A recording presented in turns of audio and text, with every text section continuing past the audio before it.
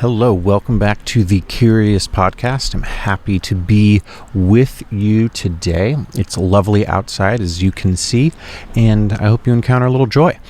I am really excited to dive into today's topic, which is kind of a preamble for what the next couple things will be, and a little bit of that goes into my education that really shapes how I view the world and my starting parenting philosophy. And I say it like that just in the concept that I think as we grow as people, who we are and how we do things hopefully gets better. But this will really help shape my values and my perspective as I approach being a father myself, and even as I approach when I do parent talks or when I engage with other parents, the worldview that I'm coming from, that one, I spent a lot of money in education trying to learn about, and two, that I think is just a healthy way to approach things. So this comes from my background. I have a doctorate of ministry from Fuller Theological Seminary, where my key professor who I studied under was Chap Clark, which is where me comes into this whole podcast experience. And a lot of his research as a social scientist really looks at adolescent development and how can culture adapt its practices to better engage with young people to help them given today's climate. So when I was studying for my doctorate, I was really curious about the brain, how the brain processes information at various stages, and then ultimately, what should we as teachers, pastors, coaches, educators, what should we do to adapt our content to be able to best engage with kids and young people? So I'm going to give you a high-level overview of that, and then tie it up with resiliency and how I think we as parents need some better coping mechanisms as we engage with our community and our world so that we can better parent our kids in today's day and age. So with that, well, what we have seen in the last 100 years is a wild transformation in terms of how the human biology works. And more specifically, that's referring to the average age of puberty. For all of human history, up till about 100 years ago, the age of puberty was around 13 years of age. Now, what was interesting is two things happened when someone went through puberty. One, there was that biological body shift, and two, there was a cognitive shift. And these happened around the same time.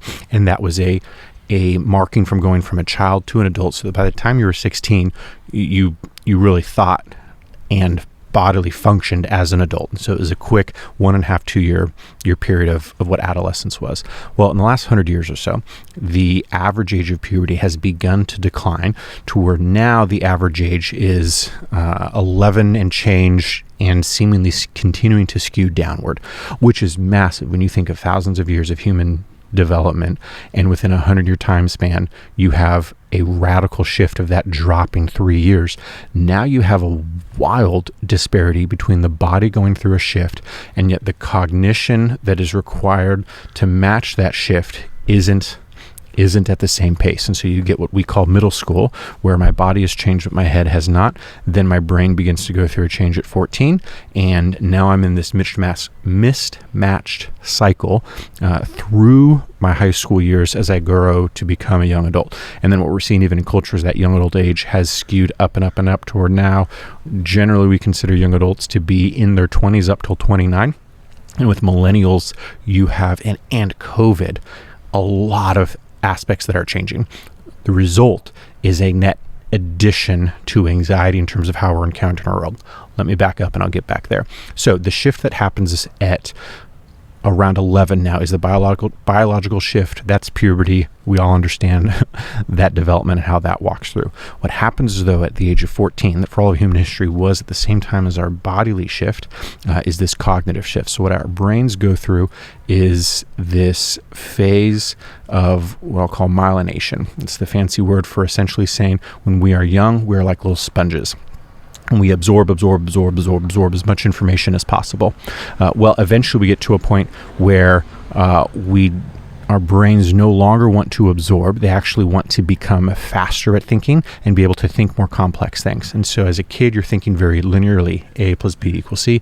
As an adult, you can synthesize information and be able to look at two seemingly abstract concepts and form a new thought or idea.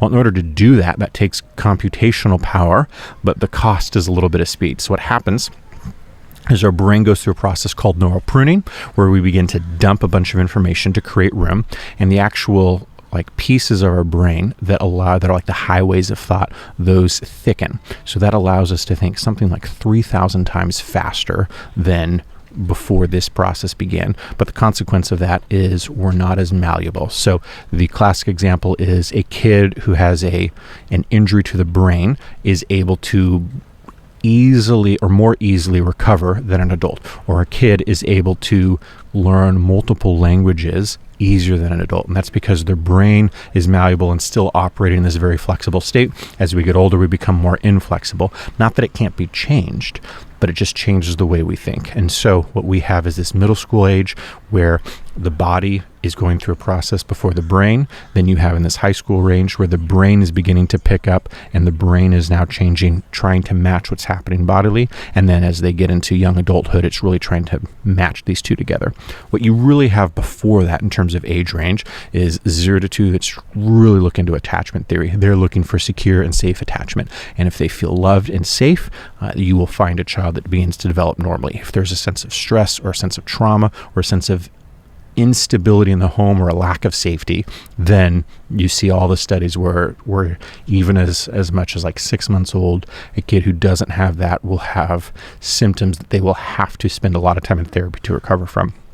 After that, you really have these preschool years, this 3 to 5 year range, and that is like a peak experience.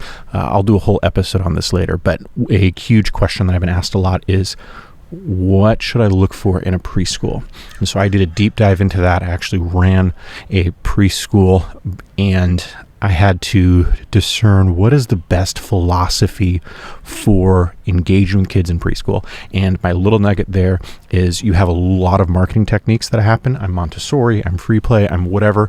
And I would ignore all of that, not because those philosophies are bad, but because more often than not, preschools aren't really tracking what the depths of who these people were and their philosophical approaches. So ultimately, I don't care if my kid can read by the time they're 3.5 years old. I don't care if they can count to 1,000. The thing that is the number one concern I have is how they engage with other kids in this space of imaginative and free play. Statistically, it's like 90% of kids will catch up their math by the age of 3rd grade. What they cannot catch up from is if there is a psychological gap because they can't socialize with other kids because they never learned how to free play with their imagination. That is a condition that is very, very difficult to recover from. So you can learn math again. You can't learn social skills again if you miss it in that 3 to 5 year age range. So I want them to play in an imaginative space where they're interacting with little friends, forced to navigate life. That's my preschool. After that, really what you have is a bunch of modeling where kids don't have original thoughts. I'll say that again. Kids do not have original thoughts. They are modeling behavior and what they have learned and what they're exposed to. So if you have your kid who's 5 years old or 6 years old or 7 years old with a thought that's like, where did that come from? They did not think it for themselves. They are modeling. They encountered something that they're reflecting back. Remember, they are linear thinkers. And so with that, they're not synthesizing data. What I find in culture is a lot of time millennials will project our pains and our hurts and our assumptions and our biases on our 6-year-olds, causing them to have thoughts that we're like, oh my gosh, here's an original thought. I have to engage with that. The reality is they're modeling your behavior or the news station you watch on TV. Again, that's another episode, not for our purposes today. Ultimately, as they grow, there's this sense of individuation that happens where they are trying to really satisfy a couple core needs. Chap in his research really identified these, and then you have the Fuller Youth Institute that has taken these and really run with them in the best kind of way. And so those 3 core needs that exist within like the human psyche and their psychological development are the sense of belonging, the sense of purpose, but really it's like the sense of autonomy, where do I have influence in the world, and then a sense of identity. And so again, belonging, purpose, autonomy, and identity. And I think while they're asking all 3 of these questions at the same time, there is a little bit of an order to it in the American system because in the early-ish 1900s, we started this experiment called the educational system in America, where we farmed out our education system. Now, it was great for mass education, but the cost of that was now the primary influence of a kid once they hit elementary, but more specifically middle school as their brains begin to change, are their peers. So no longer is the family unit the primary influencer in terms of the educational system. It is their peers. And that has changed a bunch of how there's human cognition, and the needs have changed. For example, going back to our last session where we talked about how the authoritarian parenting style was needed because, hey, do what I tell you, otherwise you're going to get eaten by a bear. Now, that's not really a need for most people in our culture. The need is emotional intelligence, to be able to read a room so that you can emotionally survive and not do something that's going to cause you to go viral in the worst kind of way and ruin your reputation for all of your life. And so this emotional intelligence is now a new core value, which is where I think we have parenting techniques that are beginning to identify that are looking at how do we help our kids be more emotionally resilient and emotionally astute and aware.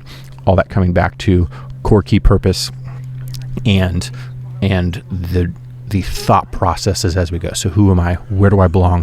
Why do I matter? But I think what first phase that happens in middle school is the sense of autonomy that we begin to explore. The reason is puberty happens. All of a sudden, I have more power than the other classmates of mine because I developed faster. And so I learned that if I exert my authority on you, there's a sense of influence that I can have in the world. And so therefore my sense of autonomy begins to play. Now that's ultimately a precursor to purpose. What do I want to do with my life? Where do I want to apply my skills and my interest and my giftings in a place to better the world, hopefully, but that's where that begins to come. Then as they get into high school, they individuate from the parents because no longer are the parents their only real source of safety, but it's their community, their sphere of influence. And so this sense of where do I belong? Who are my people really becomes the question. But that question is never really satisfactorily answered until they get a little bit older, because the question of identity, while it's rampant through all that, who am I? You see that in every aspect of culture, to try to understand who am I, my identity. Even I think in terms of the rise in various sexual identities that kids are processing through, that millennials are processing through, is culture's best attempt to understand who am I at my core. Male and female isn't enough to define me. That's insufficient. I must be more. And I agree there's so much more, not necessarily in a sexuality sense, but I think our identity, when you're in a world outside of the biblical model, outside of Christ, your sexuality is the best nomenclature you have. What I think the Bible gives us and what Jesus gives us is an invitation to a deeper understanding of our identity that is not just limited to our sexuality, but that is a more complete picture as God's children. All that to say, that identity process is really hard to figure out when our prefrontal cortex isn't fused to the rest of our brain. This happens beginning our late teens through about the age of 25. And so in that process, as the spheres of our brain begin to fuse, well, then we're able to think more complex, we're able to think more rationally, we're able to be able to look at a scenario and see, hey, I'm not the center of the universe. I can love someone because it helps them, not because it necessarily helps me. And as we begin to be able to see ourselves outside of our own world, well, that perspective allows us to really begin to see our identity, because until then there's a lot of survival. There's networks of mutual self-protection, but this sense of like altruistic behavior, I can see the world not just for what other people can do to benefit me. That's a game changer that happens in the mid-20s. And so this question of identity, as that is begins to be unlocked, which is now happening later and later into the late 20s, and sometimes for people not until the 30s, the other pieces begin to fall into place, because as I know who I am, I know what my interests are, I have a rational definition that is satisfactory to my well-being. Well, then I can bring people into that sphere because I can find people who have similar morals and values and ideologies. And then as I do that, now I have a community and a tribe with which I can launch out and make a difference in the world, where I can apply my skill set, my resources, and my interest in a way that can help others. All that to say, there's the history of human development through the 30s in 10 minutes. So that's a lot.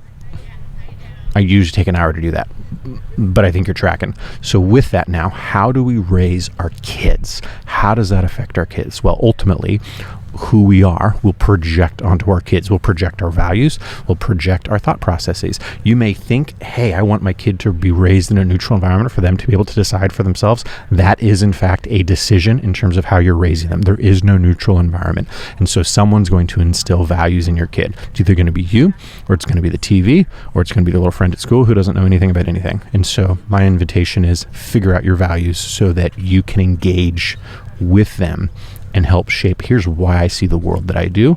Here's this invitation to do that. So when it comes to that, there's a sense of you having to know, well, what do you believe and why? And that takes some hard thought. That takes some deconstruction in your own life to figure out, hey, what things do I believe because I was told to believe these, or what things do I believe because I've actually held these, I've analyzed them, and I've decided, hey, here's what I want to do with my life. Now, in the biblical principle, the invitation is you don't get to decide you're right and you're wrong, your truth versus someone else's truth. It's, hey, here's the Bible's truth, and you get to match your life up alongside of that. If you're trying to live your own life and you can have your truth and I can have my truth, I think it's a really difficult way to live, because a purely relativistic morality breaks down in a lot of ways. Perhaps another episode. Coming back to moral value sets, your morality and your values and how you see the world will intrinsically be what you project to your kids. And so if you're wrestling through your identity, your kids are going to encounter that. If you're wrestling through your own sense of security, your kids are going to encounter that. If you're wrestling with the value of marriage, your kids are going to encounter that. There is no system, there is no value that if you don't have figured out in your family system, it won't affect your kids. And so you might see that in unique ways. You might have your kid acting out, and oftentimes the kid is acting out, or the kid who is most acting out is simply the manifestation of a deeper stress within the family system. Look at family systems theory. It'll help you understand that more, which is a fascinating thought to be like, hey, this kid's acting out. I can either punish them or add more rules to them, or realize, hey, where's the stressor in the family environment? And I think in today's day and age, especially being a millennial, there is a lot of baggage that millennials, including me, are carrying that we are bringing to our kids. And so one of the interesting things that I think happened in COVID was you had a lot of downtime, which in some regards was healthy for our kids because they're not being overprogrammed. But you have millennials who were in this rat race trying to figure out life, who all of a sudden have a little extra thinking time, and then those thoughts begin to go toxic because value systems are unclear. And so you have an exponential rise in suicide rates that happened in COVID. Well, of course, that's because of stress, but I think you have a lot of unclear value sets within millennials that begin to be uncovered in the opportunity of time. Now, I say that graciously because obviously COVID wasn't an opportunity in any sense of the positivity of that word, but in the sense that we had time, all of a sudden you have a lot more thinking, and that thinking raises the process of anxiety. And so we have an anxious field world, and we have anxiety on the rise within our culture. And there's a couple reasons for that. Change in technologies, change in systems, more advancement in culture ideologies in terms of a rapid period of time than you really have in the history of humanity, given how quickly things are moving. So you have a lot of these things compounding. Ultimately, what that comes down to is if you as a parent don't have yourself figured out, it's going to be tough to navigate that with your kids. So ultimately, what should we do? What's the antidote? How do I figure myself out a little more so that I can be a healthier parent? Because ultimately, if you want to increase the resiliency in your kids, you being the healthiest you possible will be best. Quick example.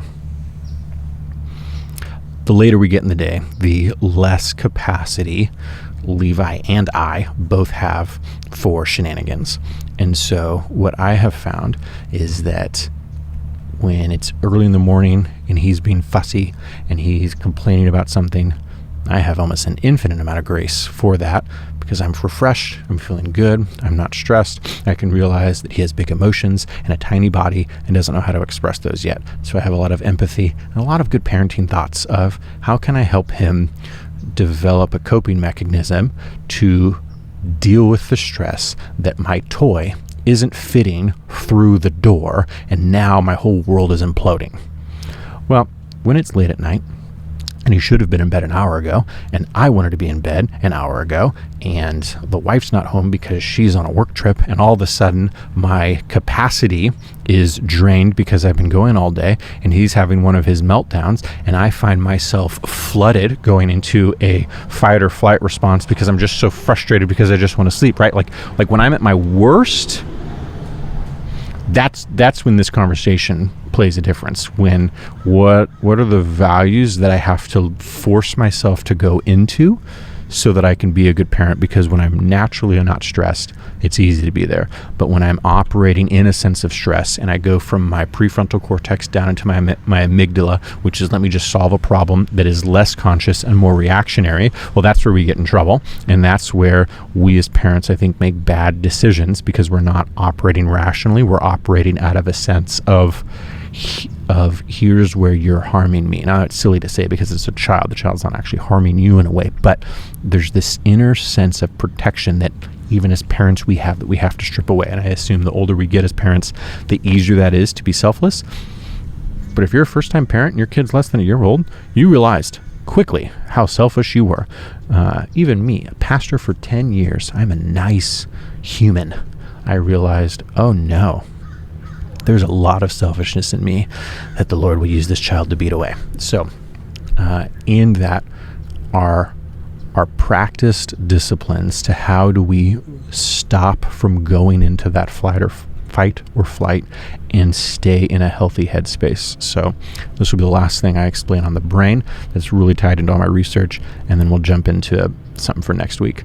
The thought process that happens in the brain is you have your conscious side of what you do, and then you have your subconscious side that I'll call it your subconscious side. It's really the amygdala. The amygdala is your fight or flight response. There's also a sense of trying to please to get out of a scenario. I've heard it called fawn, but that oftentimes has a unique connotation to it. But in context, fight, flight, freeze, this sense of where your body takes over. A natural example is you walk up to the edge of a cliff, your hands get clammy, your heart rate elevates, and your sentences get heightened with the idea of, hey, get away from the edge of a cliff. Or if there's impending danger, all of a sudden you're ready to go. So what's happening is your amygdala has taken over. It is actually able to react faster than your prefrontal cortex can think. The beauty of that is you don't have to wait for your brain to be like, oh, there's danger. Hey, let me throw a punch. Oh my gosh, I got to get my arm ready, right? It just happens. So your amygdala takes over faster than your brain can think. It floods your body with adrenaline so that you are prepared to engage in the scenario. Now, that can happen also so quickly that people freeze, and it becomes this I can't even move because the body gets into this state in a way that it gets stuck. Fight, flight, freeze, fawn, in the sense of people pleasing. But this is what happens when our amygdala is triggered. That is a trained response, and to overly simplify it, that's where trauma sits. And so you may have a visceral reaction of when you go to a place where you had a traumatic experience, or whenever you encounter something, for example, heights, it just triggers that. That is because your amygdala is taking over, because it has trained itself to think, oh, whenever we encounter these situations, I need to go. Now, the reality is more often than not, those situations are not life or death situations. It's a false trigger, or a trigger that is too much, that has been magnified too much. And so your body is trying to reconcile this.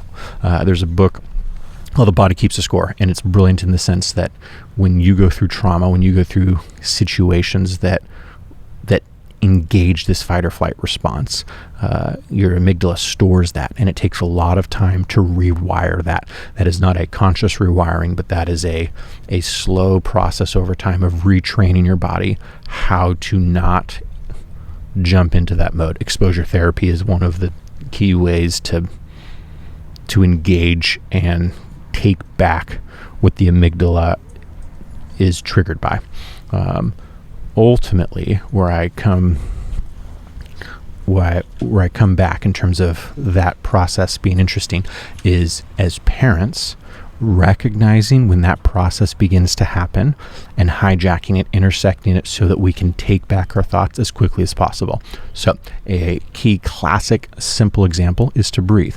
The reason is because breathing forces that process to slow down, and it forces blood and oxygen back into your brain. So for example, you find yourself getting flustered, you take 3 deep breaths. Well, that's a great thing to do in terms of your parent. Take a deep breath, slow down. Okay, what's actually happening there is when the amygdala goes, all the brain is moving from your brain down into your extremities so you can run.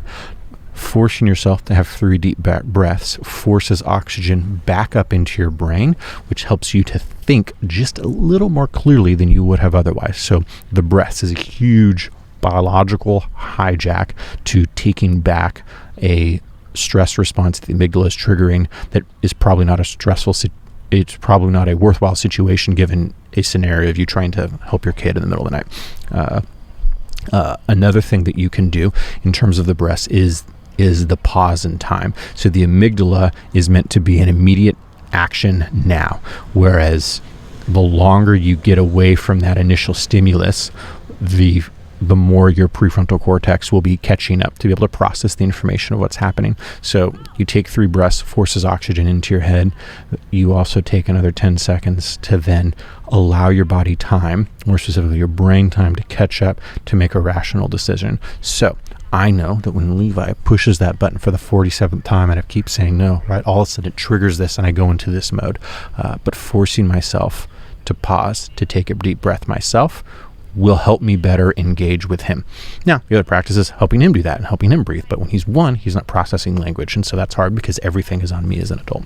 All that to say, the body and brain are going through a series of changes throughout childhood. You as a parent recognize that. You know that you're parenting your kid. You know your kid. You know your kid better than the random person who is outside of culture, who's outside in culture knows your kid. But we are going through processes as well. And I think knowing where we are, knowing where our own mental health and stability is, and resolving to be the healthiest versions of ourselves possible will help us be better parents. The last thing I'll add to that is people who are isolated tend to create unique and unhealthy parenting ideas.